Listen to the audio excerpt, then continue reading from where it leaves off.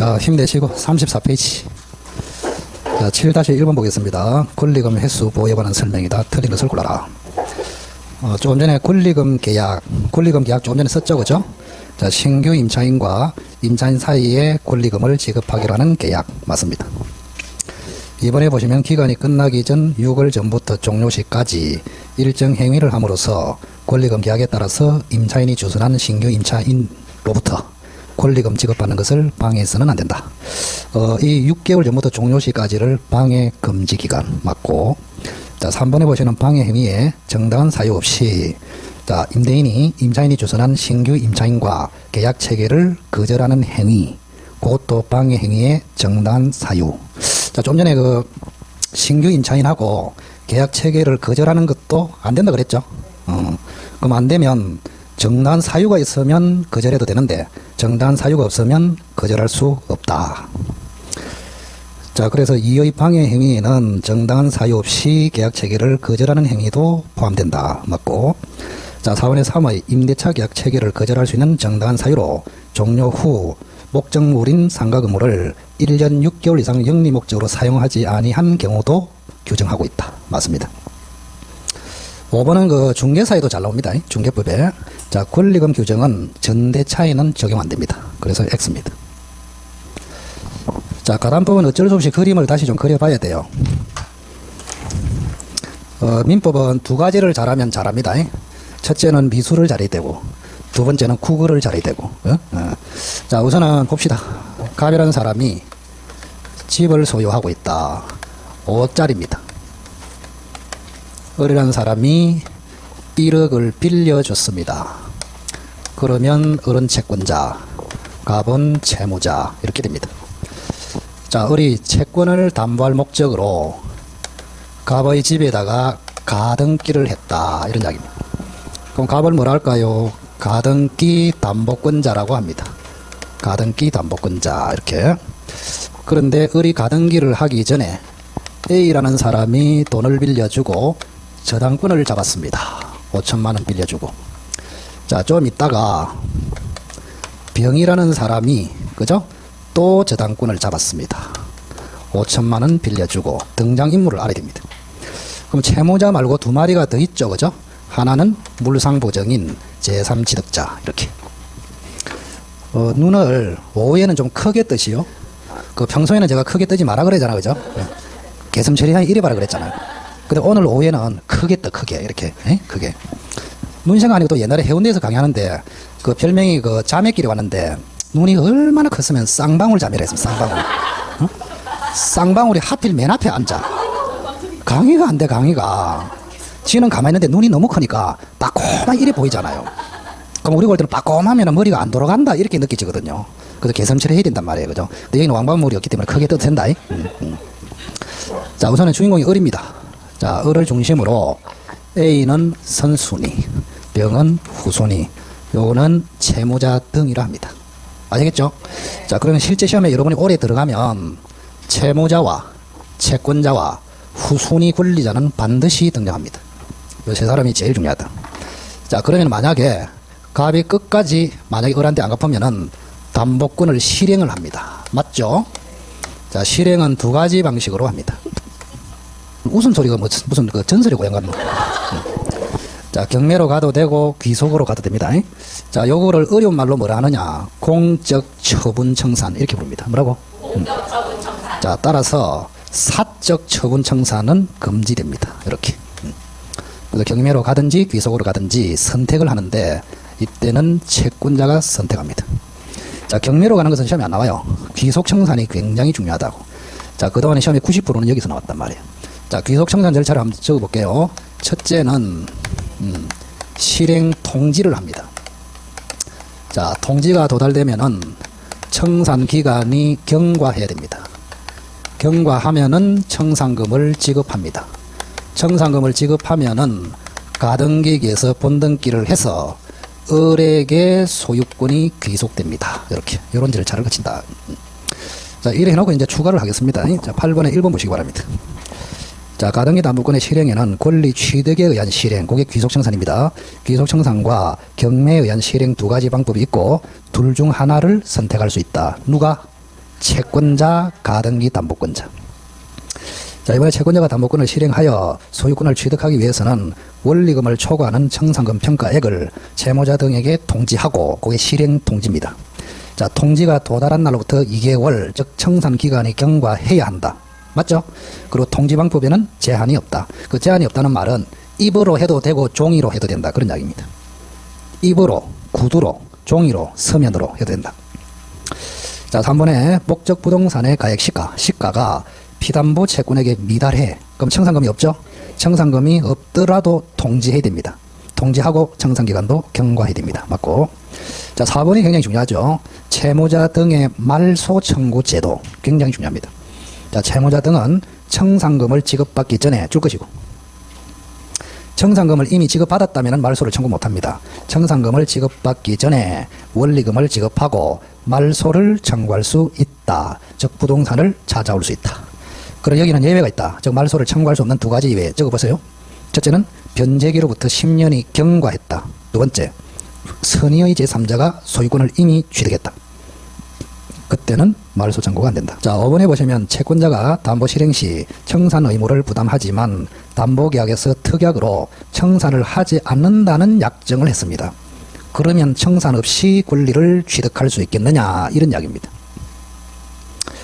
자, 우리가 비속 청산 절차는 강행 규정입니다. 강행 규정은 특약으로 배제할 수 없어요. 그죠? 철저하게 법대로 해야 됩니다. 따라서 청산을 하지 않는 특약을 했더라도 그 특약은 무효다. 따라서 청산 절차를 거쳐야 권리를 취득하고 종료시킬 수 있다. 5번이 X입니다. 자, 뒤로 넘겨보실까요?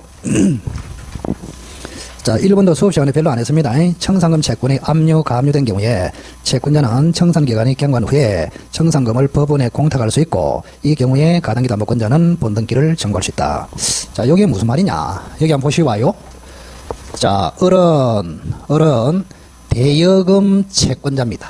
뭐라고? 대여금 채권자. 그 다음, 이 채무자는 청산금을 받는 채권자입니다. 즉, 청산금 채권자예요. 정확하게 알아야 됩니다. 자, 어른 뭐라고? 대여금 채권자. 갑은 청산금을 받을 수 있는 채권자. 그래서 채무자를 청산금 채권자라고도 합니다. 아시겠죠?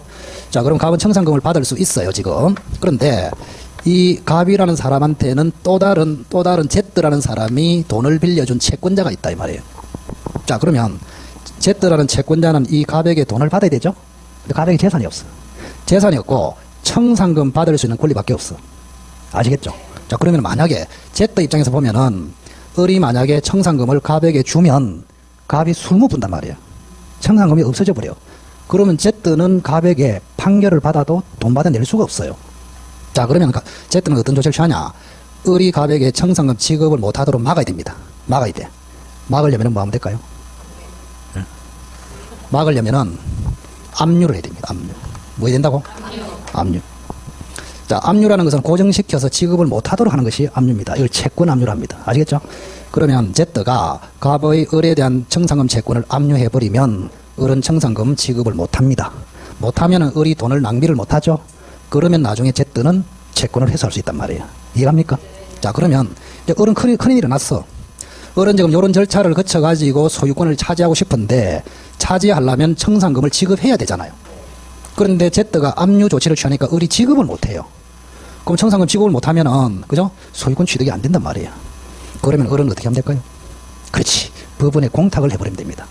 자, 을이 갑에게는 청산금 지급을 하지 못하지만 법원에다가 청산금을 공탁하면 청산금 지급된 것으로 취급합니다. 그러면 본등기해서 소유권을 취득할 수 있다고. 알겠습니까? 자, 그럼 다시 한번 읽어봅시다. 자, 1번에 채무자의 청산금 채권이 압류 또는 가압류된 경우에는 채권자는 청산기간 경과 후 청산금을 법원에 뭐하고 공탁하면은 지급한 것으로 떼서 본등기를 청구해서 소유권을 취득할 수 있다. 맞습니다. 자, 이번에 보시면 채권자가 이미 이전 등기를 격려했다. 줄 것이고. 자, 여기 한번 보시와요. 자, 을이라는 사람이 담보 목적으로 가등기 할 수도 있지만 담보 목적으로 이전 등기를 해버려도 됩니다. 자, 가등기 하면은 가등기 담보, 이전 등기 하면은 양도 담보. 그러면 자, 을이 가등기를 했을 때는 본등기 해야 소유권을 취득하죠. 근데 이미 이전 등기를 해버렸죠. 그럼 이전 등기 했으니까 본등기가 돼 있잖아요. 그럼 을은 언제 소유권 취득할까? 아, 청산금 지급한 때 이렇게 됩니다. 자, 그래서 2번은 맞고 3번 보겠습니다. 3번도 굉장히 중요하죠. 자, 담보권자가 나름대로 평가한 청산금 액수가 객관적인 금액에 미치지 못해요. 자, 그러면 청산금을 계산을 한번 해봅시다. 청산금은 통지 당시에 목적물의 시가 빼기 채권액 플러스 선순위 채권액 이렇게 됩니다. 자, 시가는 그대로 5억이라고 봅시다. 채권은 1억이네요. 선순위는 5천이네요. 자, 5억에서 1억 5천을 빼면 얼마요? 3억 5천이죠. 이 3억 5천이 객관적인 청산 금액입니다. 그럼 채무자 값은 3억 5천을 기대하고 있습니다. 자, 그런데 요 을이라는 사람이 자기 나름대로 평가해 보니까 시가가 4억이야. 그럼 청산 금액이 2억 5천입니다. 맞죠? 자, 파란 거는 객관적인 청산금, 요거는 주관적인 청산금. 그럼 원래는 객관적인 청산금을 통지해야 되는데 주관적인 청산금을 통지해도 될까요? 된다. 이게 판례입니다. 그래서 객관적인 금액에 미치지 못하고 주관적인 청산금을 통지하더라도 통지로서 효력도 생기고 청산기간도 진행됩니다. 자, 그게 3번입니다. 자, 나름대로 평가한 주관적인 액수가 객관적인 금액에 미치지 못하는 경우에도 통지로서 효력도 있고 청산기간도 그대로 진행된다. 맞습니다. 자, 4번에 보세요. 실행 통지는 채무자에게만 하고 물상 보증인에게는 하지 않은 경우에 청산기간은 진행되지 않는다. 자, 통지는 누구한테 하느냐? 굉장히 중요합니다. 자, A한테, 그 다음에 병한테, 그 다음에 갑한테, 갑다시한테, 갑투다시한테 이렇게. 자, 선순위 권리자, 후순위 권리자, 채무자 등. 자, 선순위 권리자에게는 통지 안 합니다. 후순위 권리자와 채무자 등에게 통지를 합니다. 이렇게. 자, 그러면 자, 채무자 등에게 통지하는 거 하고 후순위 권리자에게 통지하는 거 하고 이게 훨씬 중요합니다. 자, 후순위에게는 통지를 빼먹어도 청산 절차는 진행이 돼. 근데 세 사람 중에 세 사람이 뭐라십니까? 채무자, 물상보증인, 제3취득자. 한 사람이라도 통지가 누락되면은 청산 절차가 진행이 안 됩니다. 아시겠죠? 자, 그래서 4번도 맞고. 자, 5번에 청산금의 권리를 가지는 자에는 채무자 등과 선순위 권리자, X, 후순위 권리자, 이래 된단 말이에요. 이거 꼭 기억하십시오. 선순위 권리자는 청산금 채권자가 아닙니다. 그래서 통지 안 해도 돼요. 청산금 채권자는 후순위 권리자와 채무자 등이다. 이렇게. 자, 10번은 좀 머리가 깝깝할기다. 천천히 한번 읽어보세요. 문제는 아주 좋습니다. 만약에 실제로 10번처럼 나왔다 그러면 대부분의 학생은 그냥 찍어버립니다. 근데 문제 내용이 좋아요. 이걸 얼마든지 줄여서 낼 수 있거든요.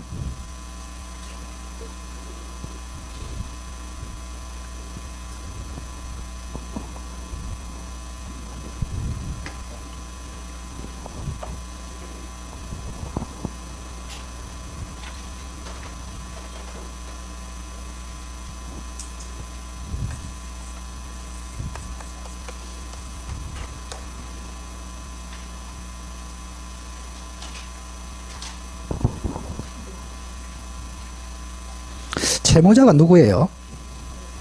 돈 빌린 사람. 값 맞죠, 그죠? 그럼 을은 누굽니까?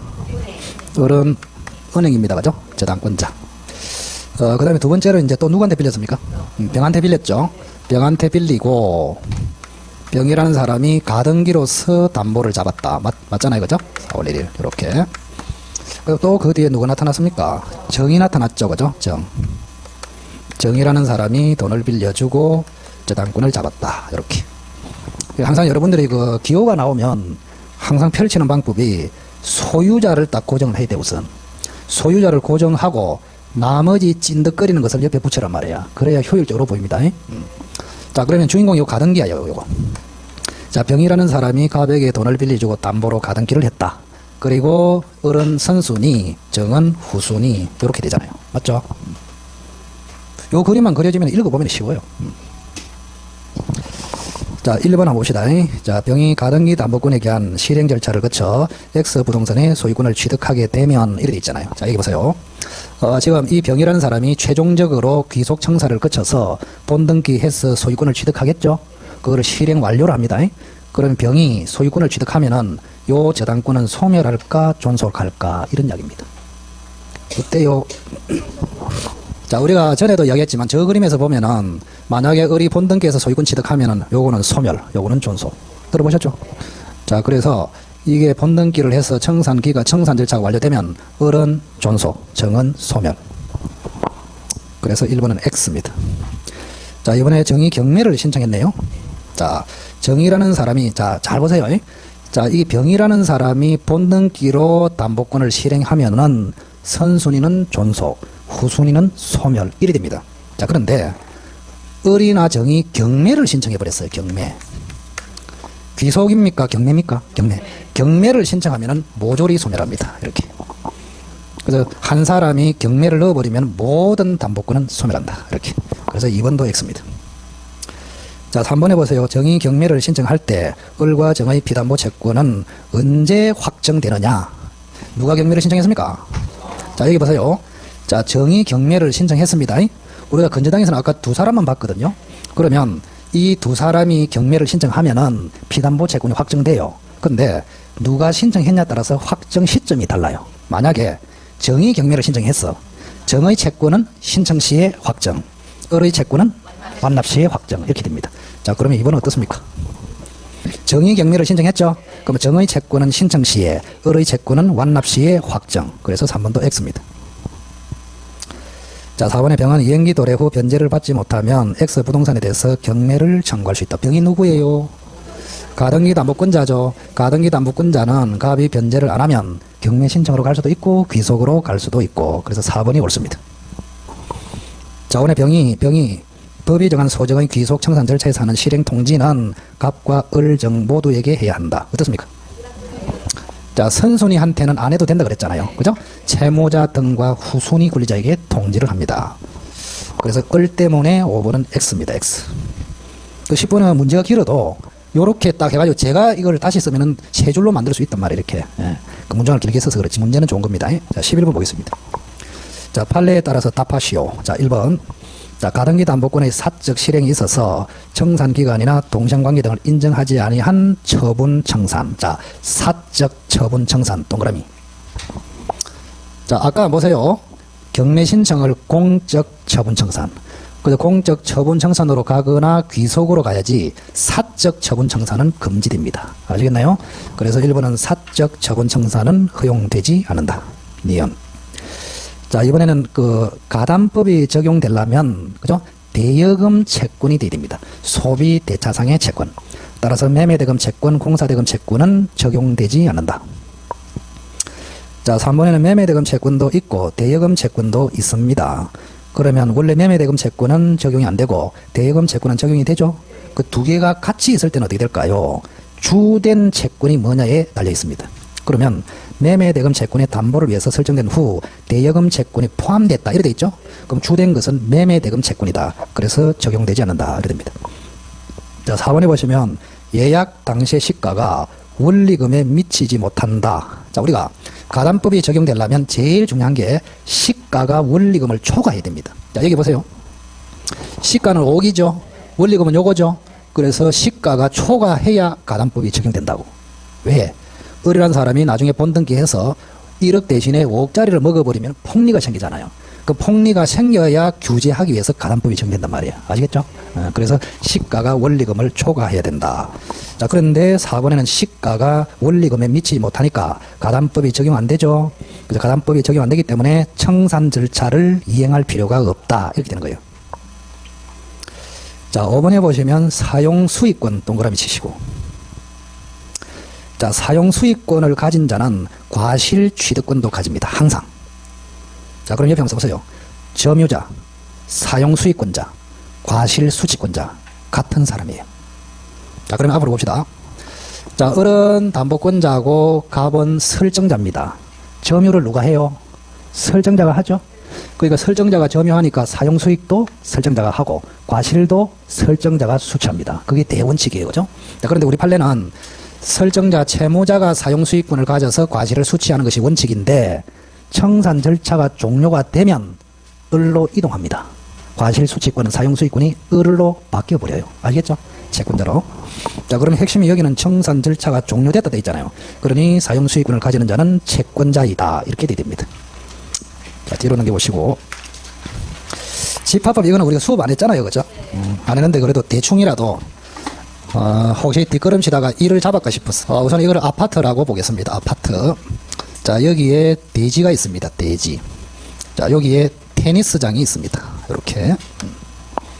그림 요 3개면 끝났습니다. 집 앞. 그냥 쳐다보고 있으면 돼. 쳐다보고. 자, 우선은 개념을 잡을게요. 자, 요 하나를 구분 건물이라고 합니다. 요 한 동 전체를 집합 건물이라고 합니다. 이렇게.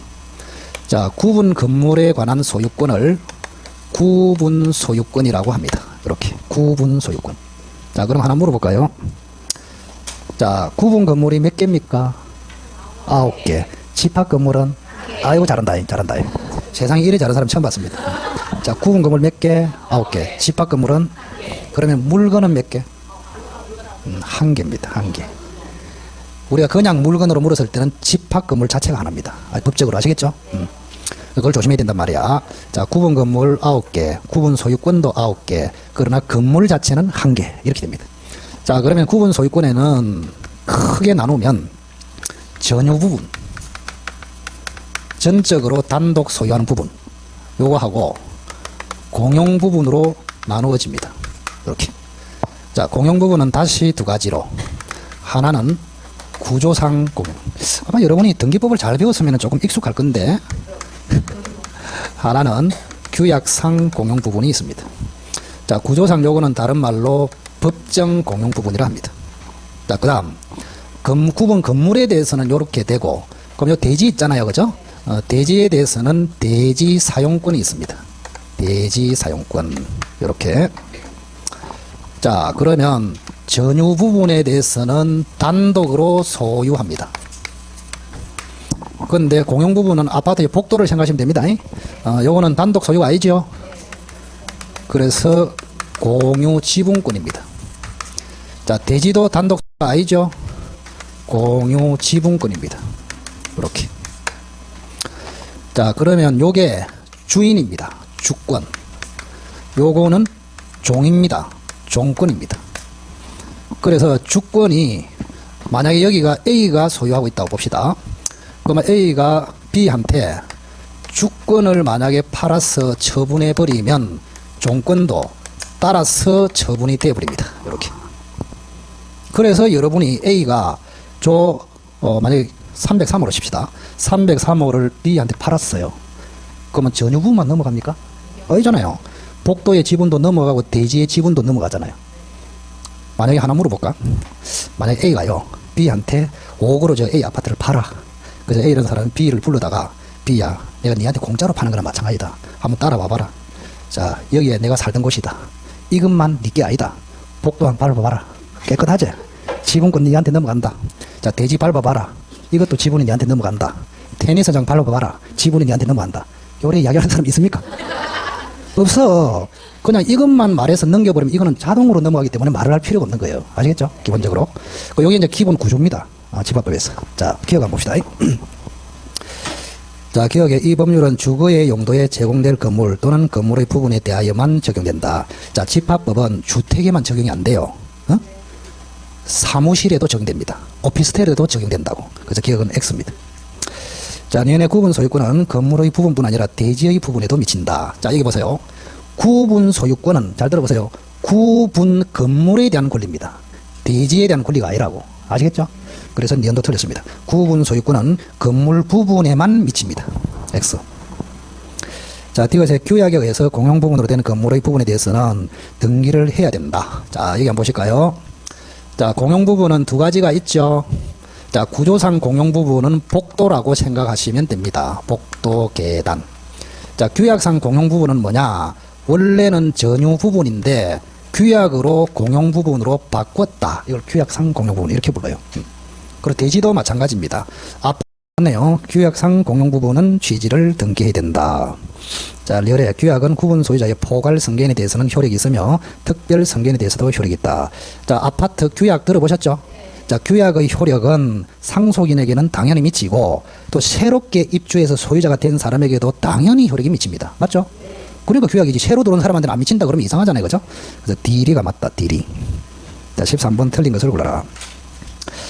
자, 옛날에는 그 아파트를 짓고 나면은 시공자만 담보 책임을 부담했거든요. 건설사 말이야. 근데 지금은 분양자, 즉 시행사도 담보 책임을 부담합니다. 지금은. 그래서 분양자 또는 시행사와 시공사도 담보 책임을 부담한다. 맞고. 2번은 여기 됩니다. 건물의 주요 구조부 및 집안공사 하자에 대한 담보 책임의 중은 10년 안에 행사하면 됩니다. 10년. 자, 3번에 보시면 공용 부분의 관리인의 선임 해임. 관리인이 누군지 아십니까? 관리사무소의 대장, 아파트의 관리소장. 그 관리소장이 되려면 요즘 시험에 합격해야 되잖아. 주택관리사. 들어보셨죠? 그죠?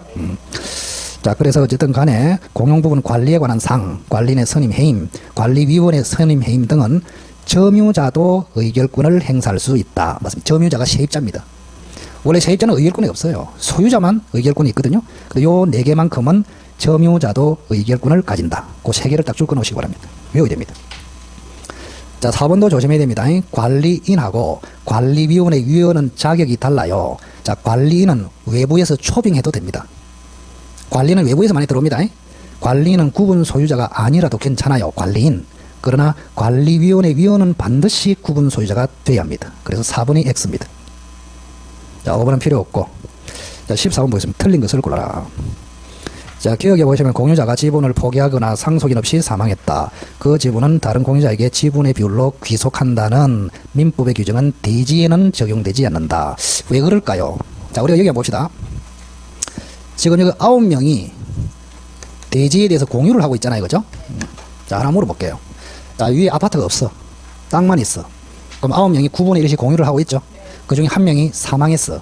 지분을 포기했어. 그럼 그거는 누가 가질까요? 나머지 8명에게 분할 귀속됩니다. 맞죠? 자, 그런데 아파트가 이제 있어. 그리고 9명 중에서 1명이 죽었어. 지분을 포기했어. 그리고 그 지분은 어디로 갈까요? 8명에게 간다. 이러면 틀렸습니다. 민법에는 8명에게 가요. 근데 여기 대지를 9명이 가지고 있다가 1명이 사망하거나 지분을 포기하면 그 지분은 국가로 갑니다. 국가. 왜 그럴까? 자, 요 사람이 사망했잖아. 그러면 요 주인이 사망했단 말이잖아. 그럼 주인이 사망하면은 부동산의 소유자가 없어져 버려요. 그럼 소유자가 없는 무주물은 국가 소유입니다. 그럼 이 건물이 국가 소유되니까 지분도 국가 소유로 가버린다고 이렇게. 자, 그래서 기억은 맞습니다. 상속인 없이 사망한 때는 그 지분은 다른 공유자에게 지분 비율로 귀속한다는 민법 규정은 적용되지 않는다. 따라서 국가에 귀속된다. 이런 이야기입니다. 맞죠? 자, 니은에 보시면 전유 부분이 속하는 한동의 건물 설치 또는 보존의 하자로 인해서 타인에게 손해를 가한 때는 그 하자는 공용 부분에 존재하는 것으로 추정한다. 이렇게 돼 있어요. 자, 거기 무슨 말인지 설명해 드릴게요. 여기 한번 보세요. 여기 A라는 사람이 지나가고 있어. 이렇게 지나가고 있는데 뭐가 벽돌이 떨어져 가지고 머리가 박살났습니다. 참 재수도 없지. 재수도 없어. 그러면 요 A는 손해배상을 청구해야 될 거 아닙니까? 그러면 이게 전유 부분인지 공용 부분인지 애매해요. 그럼 애매할 때는 공용 부분으로 볼까요? 전유 부분으로 볼까요? 공용 부분. 공용 부분에 하자가 있는 것으로 추정을 해줍니다. 왜 그럴까요? 요 A를 보호하기 위해서. 만약에 전유 부분에 하자가 있다면 한 사람한테만 손해배상을 받을 수 있잖아요. 근데 공용 부분에 하자가 있다면 공유자 여러 명에게 손해를 받을 수 있겠죠. 배상을. 그죠? 그래서 A를 보호하기 위해서 애매할 때는 공용 부분에 하자가 있는 것으로 추정한다. 이렇게 되어 있습니다. 그래서 니은은 X입니다. 자, D가 제 공유자는 전유 부분과 분리하여 공용 부분 지분을 처분할 수 없다. 맞습니다. 자, 여기 보세요. 요 전유 부분하고 공용 부분하고는 그죠? 같이 처분됩니다. 아까 얘기했잖아요. 전유 부분이 처분되면은 같이 처분됩니다. 항상. 왜 그러냐? 만약에 분리해서 처분하면 좀 웃기잖아요. 만약에 A라는 사람이 그죠? B한테 팝니다. 팔면서 하는 말이 전유 부분은 네가 가지고 복도 지분은 내가 가질게. 이게 말이 됩니까? 그럼 B는 어디로 다니라고? 그게 안 된단 말이에요. 이거는 분리가 안 된다고. 그래서 전유 부분하고 복도의 공용 부분 지분은 같은 사람이 가져야 합니다. 맞죠? 자, 그래서 이것은 맞습니다. 전유 부분과 분리하여 공용 부분 지분은 처분할 수 없다. 자, 리얼을 보기서 관리단이 그의 재산으로 채무를 변제할 수 없을 때는 구분 소유자는 일정 비율에 따라서 관리단의 채무를 변제할 책임을 진다. 그렇게 되어 있습니다. 자, 구분 소유자의 특별 승계인은 승계 전에 발생한 채무에 관해서 책임을 지지 않는다. 이렇게 되어 있네요. 특별 승계인이 누구예요? 새 입주자, 그죠? 그래서 원래 이제 기존의 A는, 그죠? 관리단이 채무를 변제를 못하면, 그죠? 구분 소유자 A도 채무를 변제할 책임이 자동적으로 생깁니다. 그런데 구분 소유자의 특별 승계인, 새롭게 집을 사서 들어온 사람을 이야기하죠. 이 사람도 승계를 하기 전에, 즉 매매를 하기 전에 이미 발생한 채무에 대해서 책임을 진다. 이래야 맞습니다. 새로운 입주자는 책임을 면한다 그러면은 공동관리 의무가 안 됩니다. 아시겠죠? 그래서 틀린 것은 니디가 됩니다. 자, 15번 옳은 것을 골라라. 자, 1번 보세요. 규약에 의하더라도 전유 부분을 공용 부분으로 할 수 없고 공용 부분을 전유 부분으로 할 수도 없다. 자, 여기 한번 보세요. 아까 규약상 공용 부분 들어보셨죠? 자, 규약상 공용 부분 예를 들어서 이런 거예요. 해운대에 60층 아파트가 있어. 근데 60층에 사는 전망이 굉장히 좋은 집이 있었어. 그 주인이 이사를 가버렸어. 그럼 그 집이 너무 아까워. 그럼 나머지 세대가 공동 투자를 해가지고 거기다가 전망대를 만들어버렸어. 그런 거를 규약상 공용 부분 이렇게 합니다. 아시겠죠? 원래는 전유 부분인데 규약으로 공용 부분으로 만들었다. 이런 이야기예요. 자, 그러면 자, 그거 한번 보세요. 기억 보세요. 자, 규약에 의하면 전유 부분을 공용 부분으로는 할 수 있고 공용 부분을 전유 부분으로는 할 수 없습니다. 자, 이거 보세요. 자, 규약으로 전유 부분을 공용 부분으로는 할 수 있잖아요. 맞죠? 전유 부분을 전망대로 만들 수는 있다고. 근데 원래 전망대를 전유 부분으로 이건 안 된단 말이에요. 자, 그래서 기억은 틀렸습니다. 규약에 의하면 전유 부분은 공용 부분으로 할 수 있지만 공용 부분을 전유 부분으로 할 수는 없다. 이래 맞습니다. 기억은 X. 자, 니은의 공용 부분에 대한 각 공유자의 지분은 전유 부분 면적 비율에 따른다. 맞습니다. 자, 하나 물어볼까요? 자, 여기가 10평이고 여기가 20평이고 40평이야. 면적이 다르죠? 그럼 복도 지분이 같습니까? 아니에요. 면적 비율에 따라서 복도 지분이 결정됩니다. 그죠? 자, 그래서 니은은 맞습니다. 복도 지분은 전유 부분 면적 비율에 따른다. 맞고. 자, 디귿에 보면 관리단의 동그라미, 관리인의 동그라미. 자, 관리단은 반드시 존재해야 됩니다. 관리단은 반드시 존재해야 되고 관리인은 구분 소유자가 10명 이상이 돼야 반드시 돼야 합니다. 관리단은 무조건 있어야 되고 관리인은 구분 소유자가 10명 이상이면 반드시 돼야 됩니다. 이것은 X입니다. 자, 리얼해 보세요. 공용 부분에 대한 물권 득실 변경은 등기하지 않아도 효력이 발생한다. 자, 공용 부분은 여기 보세요. 자, 아까 규약상 공용 부분은 등기한다 그랬죠. 구조상 공용 부분은 등기 안 한다 그랬죠. 그것은 기억하시고. 자, 그런데 물권 변동 그 말은 팔았다 그 말입니다. 그럼 전유 부분에 대해서 등기를 비앞으로 해주면은 요거는 등기해야 넘어간다. 등기 안 해도 넘어간다. 등기 안 해도. 그래서 물권 변동이 일어날 때는 공용 부분은 등기하지 않아도 된다 그 말입니다. 최초에는 규약상은 등기하지만 물권 변동, 소유권이 넘어갈 때는 따로 등기할 필요가 없다. 자, 그래서 옳은 것은 니리가 되겠습니다. 자, 뒤로 넘겨보시고. 자, 16번에 1번 한번 보세요. 건물에 대해서 구분 소유 관계가 성립되면은 구분 소유자는 전원으로서 건물 및 대지와 부속시설의 관리에 대한 사업을 시행할 목적으로 관리단. 자, 관리단의 동그라미 써놓으세요. 관리단은 원칙은 필수적 기구입니다. 그리고 1번의 첫째 줄에 전원 동그라미 치시고 그리고 2번에 일부 동그라미 치시고. 자, 결론을 이야기합니다. 자, 전원을 구성원으로 한 관리단은 무조건 존재해야 됩니다. 그래서 구성된다 이래야지 할 수 있다 그러면 X입니다. 1번이 틀렸어요. 자, 전원을 구성원으로 할 때는 관리단을 둔다, 관리단이 성립된다 이렇게 됩니다. 할 수 있다가 아니에요. 1번은 틀렸고. 그럼 이번에 일부를 구성원으로 하는 관리단은 구성할 수 있답니다. 이거는 정확합니다. 그래서 전원에 대한 관리단은 필수기구, 일부에 대한 관리단은 임의적 기구. 이래서 3번에 보시면 관리는 관리단 집회 결의에 의해서 선임되거나 해임이 되는데 구분 소유자가 10명 이상일 때는 반드시 선임해야 된다. 맞습니다. 자, 4번에 보시면 관리인에게 부정한 행위 기타 직무를 수행하기 적합하지 않은 사항이 있을 때는 각 구분 소유자가 해임을 법원에 청구할 수 있다. 맞습니다. 핵심이 부정행위입니다. 부정행위. 자, 관리인을 선임하거나 해임할 때는 법원에 청구할 필요 없어요. 그냥 결의만 하면 돼요. 근데 관리인이 부정행위를 해버렸단 말이야. 그때는 해임을 법원에 청구할 수 있습니다. 자, 오늘 관리인의 대표권은 제한할 수 있지만 그 제한으로서 선의의 제3자에게 대항할 수 없다. 뭐 조문인데 별로 의미가 없고. 자, 18번 한번 보실까요? 자, 우리가 의결 정족수가 나와요. 그 옆에 한번 써보세요. 5분의 4, 4분의 3, 2분의 1. 그 세 가지를 우선 알아야 돼요. 그 중에서 시험에 제일 잘 나오는 것이 5분의 4입니다. 5분의 4 결의를 거쳐야 할 수 있는 것은 딱 세 가지밖에 없어. 자, 서면 결의, 재건축 결의, 대파손시 복구 결의. 그거는 적어놔야 돼. 자, 세 개가 뭐라고? 서면 결의, 재건축 결의, 대파손시 복구 결의.